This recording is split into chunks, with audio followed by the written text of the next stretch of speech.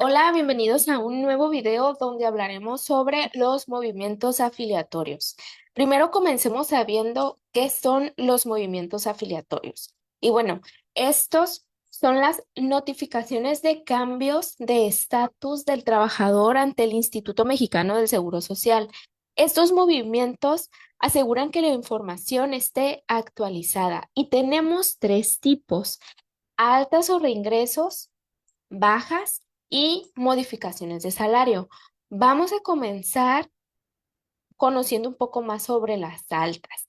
El artículo 15 de la Ley del Seguro Social, en su fracción número 1, menciona, bueno, ahí dice: las personas empleadoras están obligadas a registrarse e inscribir a sus trabajadores en el instituto, comunicar sus altas y bajas, las modificaciones de salario y los demás datos dentro de plazos no mayores de 5 días hábiles.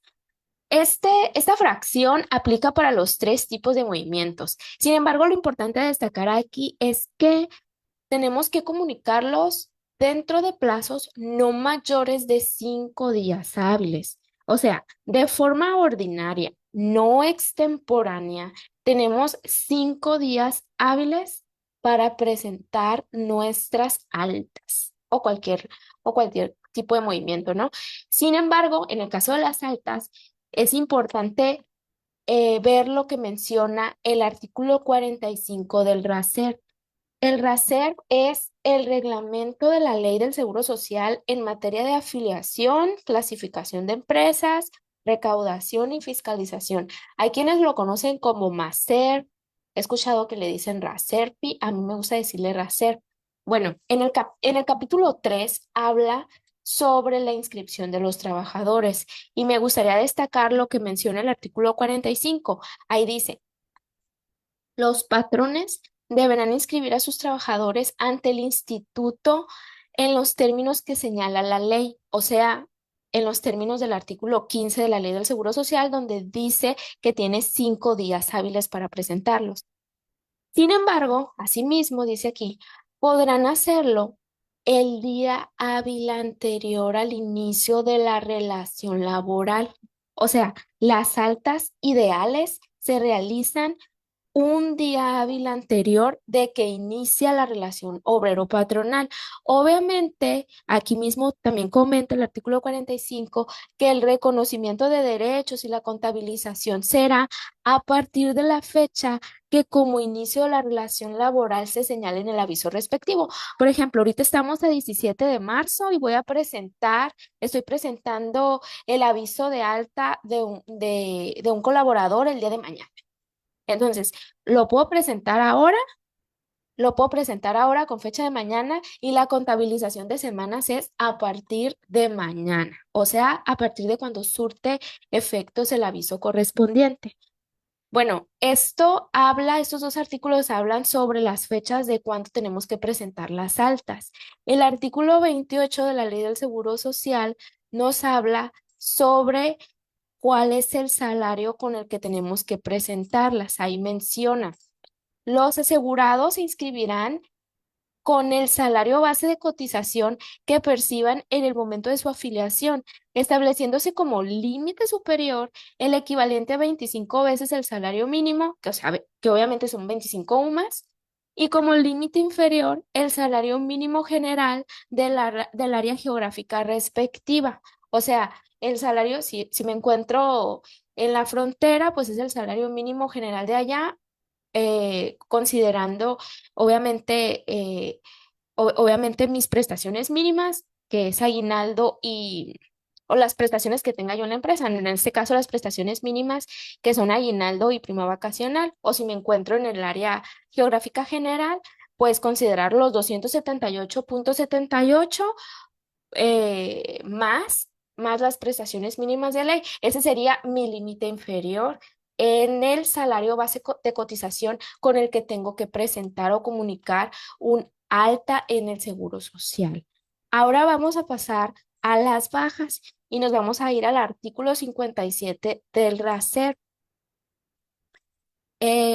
aquí en el artículo, aquí en este reglamento, el capítulo 3 habla sobre la inscripción de los trabajadores. Luego el capítulo 4 habla sobre las modificaciones y el capítulo 5 habla sobre las bajas. Entonces, aquí en el artículo 57 menciona, los patrones o sujetos obligados deberán comunicar al instituto a través de los medios autorizados las bajas de los trabajadores cuando termine la relación laboral o dejen de ser sujetos de aseguramiento en el plazo de 5 días hábiles, contados a partir del día siguiente de la fecha en que se dé el supuesto respectivo. ¿Cómo es esto? Se los voy a mostrar. Aquí está el calendario y vamos a irnos, por ejemplo, vamos a presentar una baja con 10 de marzo. Entonces, dice el artículo 57, 5 días hábiles contados a partir del día siguiente de la fecha en que se dé el supuesto. Entonces, el día 10 es el día correspondiente de la fecha de baja. El día siguiente hábil es el 11. Entonces, este es mi día 1, 2, 3, 4, 5. Entonces, hoy estoy a 17 de marzo. Hoy puedo presentar una baja con 10 de marzo.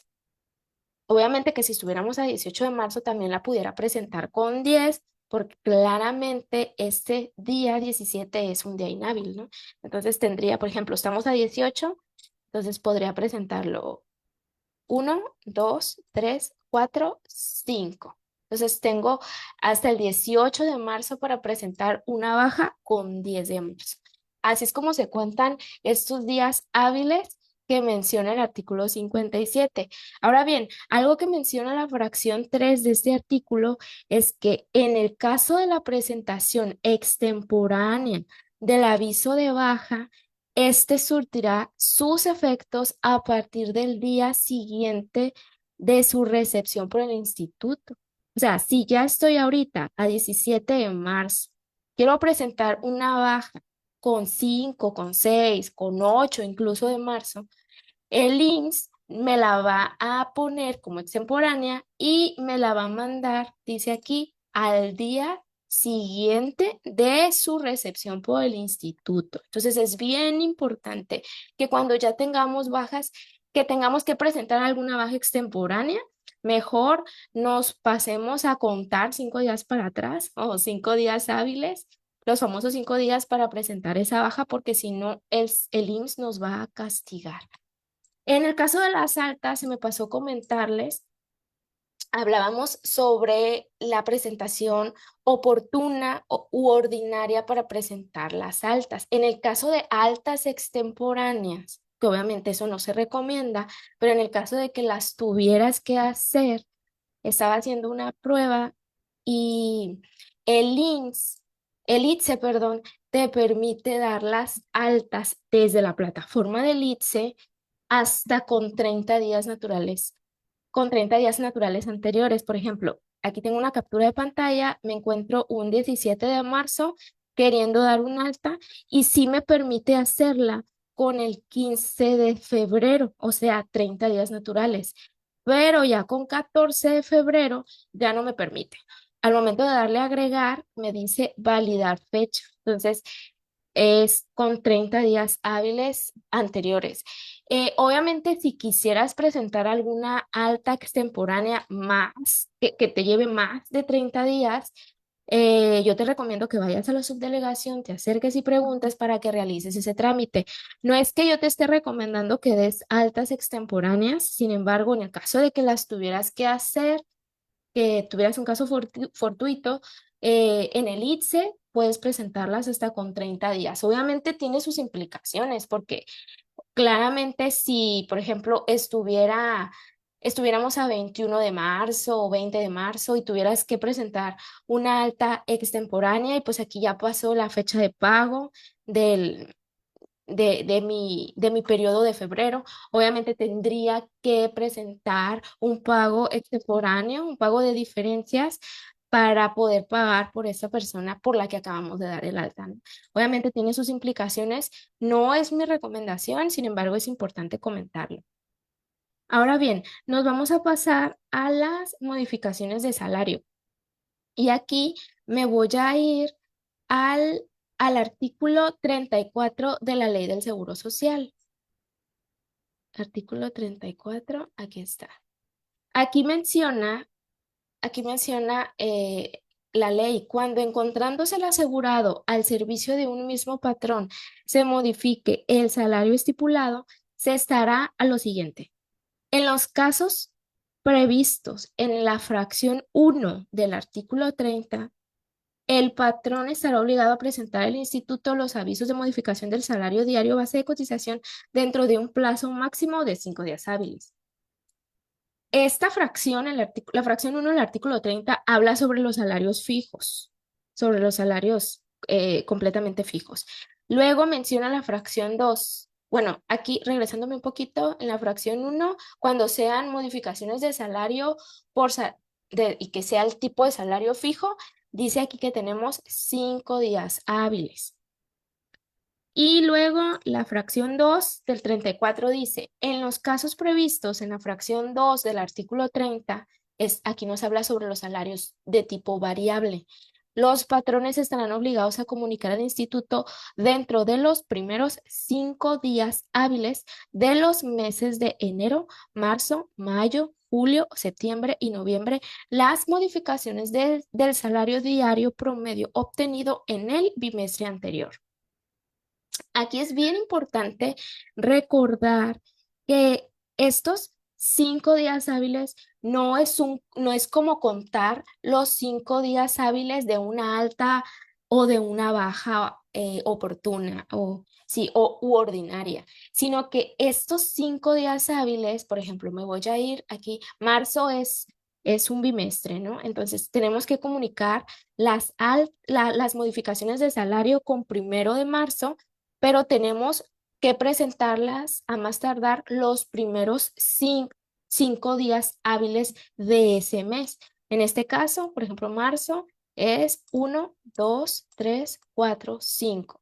Durante estos días, a más tardar el 7 de marzo, tenemos que comunicar al IMSS las variables o las modificaciones de salario de tipo variable, que son, recordemos, enero, marzo, mayo, julio, septiembre y noviembre, los primeros 5 días hábiles. Y bien importante recordarlo, porque a veces nos vamos con la finta de que son los que queremos contar los 5 días hábiles como si fuera una baja, pero aquí no es como una baja, porque en las bajas recordábamos que contamos a partir del día siguiente hábil en el que surte efectos. Por lo tanto, nos da un día más prácticamente, pero en el caso de las variables, de las modificaciones de salario, no es así. Eso es bien importante recordarlo. Y en la fracción 3 del 34 habla sobre los casos previstos en la fracción 3 del artículo 30, o sea, los tipos de salario mixto, y aquí menciona que si se modifican los elementos fijos del salario, el patrón deberá presentar el aviso de modificación dentro de los 5 días hábiles siguientes, o sea, como menciona la fracción 1, y en el caso de al concluir el bimestre respectivo hubiera modificaciones de los elementos variables que se integran al salario, el patrón presentará al instituto el aviso de modificación en los términos de la fracción 2, o sea, como si fueran las variables, ¿no? Durante los primeros 5 días hábiles de los bimestres que menciona este artículo. Bien importante también comentar lo que menciona el artículo 54 del RACER para las modificaciones de salario, donde menciona que las modificaciones descendentes de salario de los trabajadores presentadas fuera de los plazos de la ley, o sea, fuera de los plazos que menciona el artículo 34 o fuera de los 5 días hábiles que menciona el artículo 15, dice, surtirán efectos a partir de la fecha de recepción de los avisos por el instituto. O sea, por ejemplo, si yo ahorita ya estoy a 17 de marzo y quisiera presentar modificaciones de salario con 1, si estas modificaciones de salario fueran descendentes, dice que van a surtir efectos a partir de la fecha en que yo lo estoy presentando, o sea, a partir del 17. Obviamente que si son a la alza, obviamente pues si corresponden o surten efectos para el IMSS a partir del 1 de marzo. Entonces, bien importante tener esto en cuenta, ¿no? Porque si presentamos modificaciones de salario, sobre todo las variables que cambian o pueden ir, el salario base de cotización puede ir hacia abajo, es bien importante que lo hagamos dentro de los plazos que menciona la ley y el reglamento. Ahora bien, por último, quisiera comentarles un poquito sobre sobre estos números que nos habla el INS, el Instituto Mexicano del Seguro Social. Aquí tengo un lote de alta y aquí esto es como un tipo glosario, o sí, más o menos un glosario de lo que significa cada número o cada cosa de lo que habla un lote, ¿no? Este es un lote de alta. Un, yo le digo lote de alta, pero es realmente la presentación de los movimientos afiliatorios. En este caso es un alta. Y aquí dice que los tipos de movimiento pueden ser uno alta, 2 baja, 7 modificación de salario y 8 reingreso. En el caso de las altas, dice uno alta y 8 reingreso. Realmente las dos son lo mismo. Lo que haces es ingresar a un colaborador en el seguro social. Realmente son los mismos efectos. Tan es así que si tú entras al ITSE, obviamente aquí tengo una captura de pantalla, solamente te da tres opciones: bajas, modificaciones y reingresos. No te pone altas porque realmente altas y reingresos son los mismos efectos. Entonces, las bajas son los números 2, modificaciones 7 y reingresos son los 8. Ahora bien, cuando se presenten, quiero comentarles un poquito lo que habla el artículo, el artículo 15. En el último párrafo, me voy a ir al artículo 15 de la Ley del Seguro Social. En el último párrafo, aquí está, en el último párrafo menciona la información a que se refieren las fracciones uno, 2, 3 y 4 deberá proporcionarse al instituto en documento impreso o en medios magnéticos, digitales, electrónicos, ópticos, magneto-ópticos o de cualquier otra naturaleza, conforme a las disposiciones de esta ley y sus reglamentos. Este tipo de formatos aplica cuando tuvieras que presentar más de 5 movimientos en un mismo aviso. Entonces, cuando tuvieras este caso fortuito, tendrías que hacerlo en uno de estos documentos que menciona este artículo, el artículo 15. Estos documentos, de hecho, el IMSS te proporciona un software, una aplicación que se llama DISMAC y que este te permite realizar los movimientos afiliatorios ante el IMSS masivos a partir de cinco movimientos en un mismo aviso. Aquí te menciona esta guía, cómo opera esta aplicación o este software. Y obviamente, pues ahorita ya tenemos muchos sistemas de nóminas que ya te proporcionan los archivitos a, para subirlos al ITSE, y al final de esta guía te menciona cómo se estructuran estos archivos. Yo les digo archivos TXT que se suben al ITSE. Por ejemplo, aquí está el formato de reingreso. Menciona que el registro patronal va de la 1 a la 10. Luego, el dígito verificador del registro patronal corresponde a una celda o sí, a una celda, y es la posición número 11. Después sigue el registro patronal del colaborador, etcétera, etcétera. Tengo aquí unos archivitos que les voy a mostrar. Aquí está una alta. Y en este caso, por ejemplo, el apellido. Aquí está el primer apellido. Comienza, si se fijan, en la línea 1, en la columna 23. Me voy a ir a lo que dice esta guía de operaciones. Por ejemplo, el primer apellido, aquí está.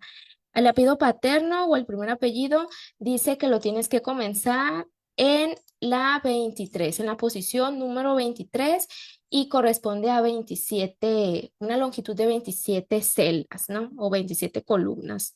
La verdad no conozco muy bien el lenguaje de estos archivos, entonces me voy a ir para acá. Si se fijan, comienza en la 23. Este es uno de alta. Acá tengo una persona que reingresó, que es lo mismo que el alta. Igualmente comienza en el 23. En las bajas también comienza en el 23 si se fijan, y en las modificaciones de salario igual, en el 23. Aquí me voy a posicionar. Listo, 23. Entonces, esta guía menciona, o en el caso de que ustedes quisieran hacer estos archivos TXT para subirlos al ITSE, pueden hacerlo, pero les recomiendo seguir esta guía. La verdad es muy sencilla, no es tan complicada y pueden hacerlo pues muy fácil, pero realmente los sistemas de nóminas pues son muy amigables y te sacan estos archivitos, ¿no? Por ejemplo, les quiero mostrar aquí, en el caso de las altas y los reingresos, te pone 0,8, que es el reingreso. Luego aquí es el reingreso, también te pone 0,8, luego la baja te pone 0,2 y y la modificación de salario te pone 0,7.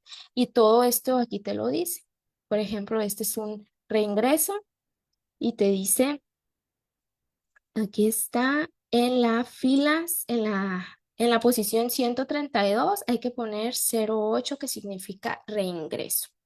Y así hay que seguir estas reglitas para poder construir esos archivitos, esos archivos TXT y poderlos subir a nuestra página de Litze y tener éxito. Bueno, hasta aquí termina mi video. La verdad que les deseo mucho éxito en la presentación de sus movimientos afiliatorios.